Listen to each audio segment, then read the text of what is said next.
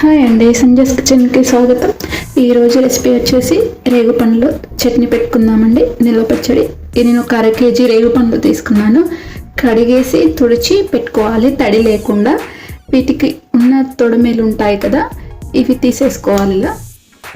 ఇలా అన్నింటికి కూడా తీసేసుకోవాలి. చూడండి, ఈ విధంగా ఉంటాయి. ఇవి పోతాయి. మొత్తం అన్ని కాయలకు కూడా ఇలాగే తీసుకొని పెట్టుకోవాలి. ఇది పండు మిరమండి. ముందుగానే నేను గ్రైండ్ చేసి పెట్టుకున్నాను. 1 kg మిరపండ్లు తీసుకొని అందులో 1/4 kg ఉప్పు వేసుకొని, దొడ్డుప్పు వేసుకొని గ్రైండ్ చేసుకొని నేను ఆల్రెడీ ముందే ఉంచేసుకున్నాను. ఇప్పుడు ఇందులో 1 టేబుల్ స్పూన్ మెంతిపిండి, అలాగే 1 అర స్పూను ఆవపిండి వేసుకోవాలి. వేసుకొని ఇదంతా ఒకసారి కలిపేసుకోవాలి.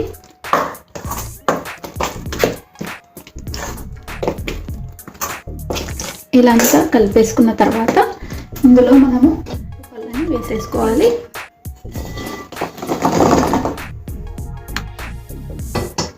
రేగు పళ్ళు అనేటి మనకి కొలత అనేది ఏమీ లేదండి. మనం ఇందులో కలుపుకోవాలి.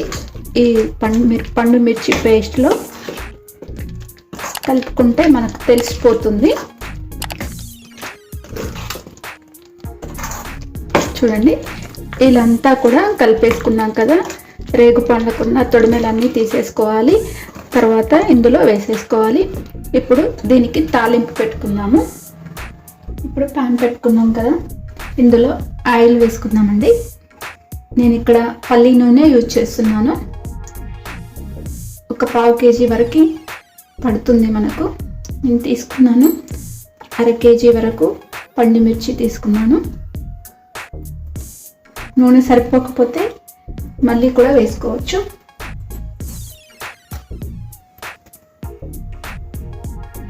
ఇప్పుడు ఆయిల్ కూడా వేడైంది కదా, 1 టేబుల్ స్పూన్ ఆవాలు వేస్తున్నాను.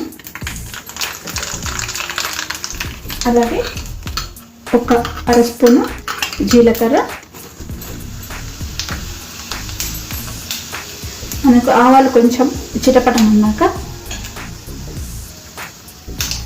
మనకు ఆవాలు కూడా చిటపటం అంటున్నాయి కదా, వెల్లుల్లి దంచి పెట్టుకుని ఇందులో వేసేస్తున్నాను. 1 వెల్లుల్లి మొత్తం కూడా వేసుకున్నాను నేను. ఇప్పుడు స్టవ్ ఆఫ్ చేసేసుకున్నాను. స్టవ్ ఆఫ్ చేసుకొని దీన్ని 10 నిమిషాలు మనం చల్లారబెట్టుకోవాలి. చల్లబడిన తర్వాత ఇందులో 1/4 టీ స్పూను పసుపు వేసుకోవాలి. పసుపు వేసుకున్న తర్వాత ఇప్పుడు ఇది ఇందులో మొత్తం కూడా ఇందులో కలిపేసుకోవాలి.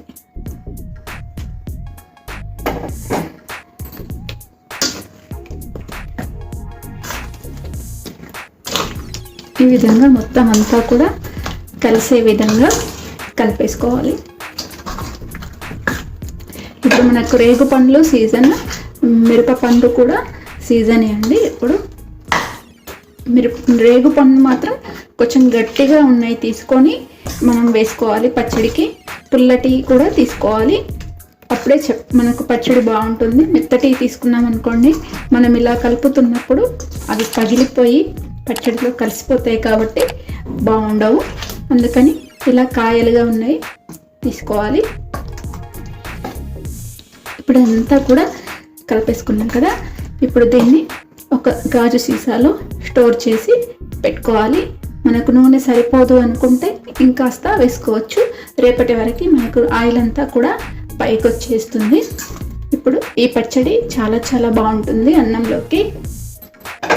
ఈ పోపు కూడా మనం వేసుకున్న పోపు కూడా కొంచెం గిన్నెలో తీసుకొని పక్కన పెట్టుకొని అన్నంలో ఈ పోపు వేసి పచ్చడి వేసి కలుపుకుంటే తింటే చాలా బాగుంటుందండి. ఉప్పు కూడా మనకు కరెక్ట్ సరిపోతుంది. 1 కిలో పండు మిర్చికి 1/4 kg దొడ్డు ఉప్పు తీసుకొని గ్రైండ్ చేసుకుంటే కరెక్ట్గా కొలత. ఉప్పు ఏమీ కూడా పట్టదు మనకు. రేగు పండ్లకు మాత్రం కొలత అనేది ఏమీ లేదు. అంతేనండి, మనకు ఈ రేగు పండు పచ్చడి తయారైపోయింది. ఈజీగా చేసుకోవచ్చు. ఈ రెసిపీ నచ్చితే మీరు కూడా ఒకసారి ట్రై చేయండి. అలాగే కామెంట్ సెక్షన్లో మెన్షన్ చేయండి. అలాగే లైక్ చేయండి, షేర్ చేయండి, నా ఛానల్ సబ్స్క్రైబ్ చేయండి. Thanks for watching.